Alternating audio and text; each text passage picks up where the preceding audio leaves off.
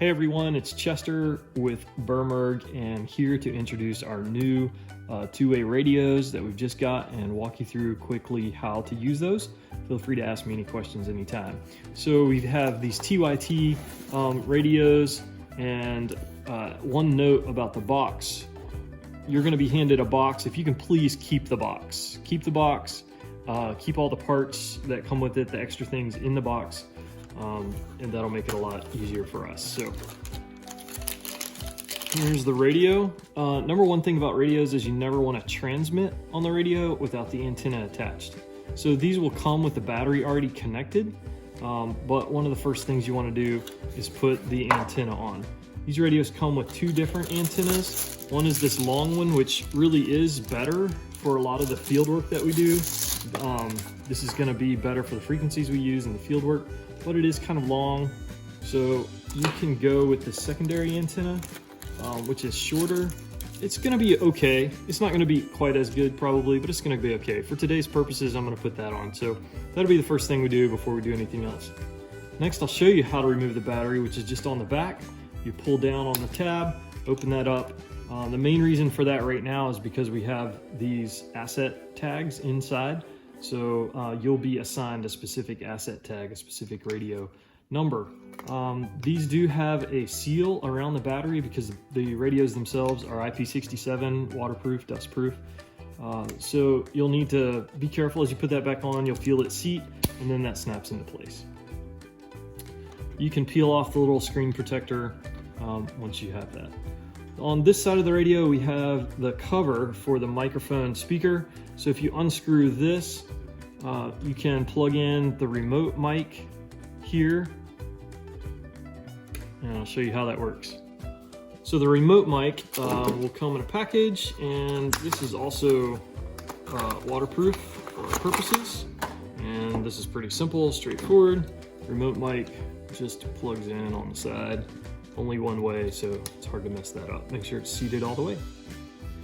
Okay, on this side we've got the push to talk button, a monitor button, and a channel switcher button. I'll show you what that does in a moment.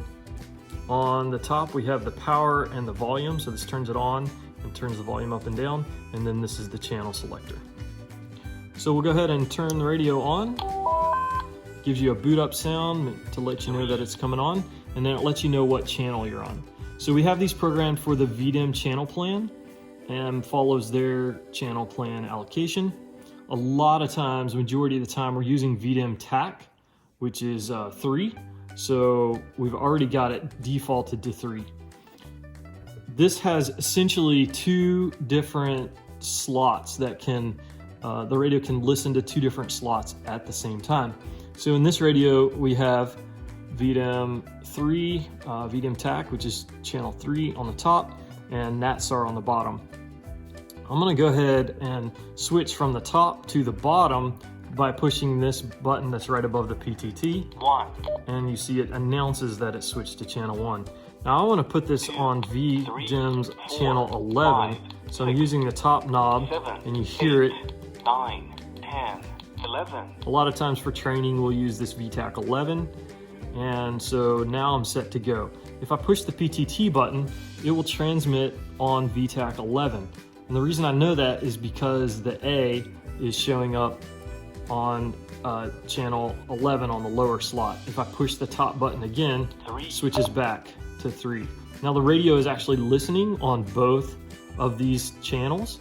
And so if you hear a call on one, you have to make sure that you've switched to the correct one to talk. So where this comes in handy is if you're out with a dog team, a lot of times they'll use the main base channel like this. That'll be the monitor channel, but they'll also be able to talk right here on this secondary channel for inter-team talk. So inside that team in that particular task area, you may be talking on one channel while you're listening to both. So this radio allows us to do that. And you just have to remember, if you hear a call from base on VDM TAC channel number 3, and the A is down on 11 here on the second lower slot, when you key up your mic, it's going to key up on whatever the A is pointing to. The A simply stands for analog.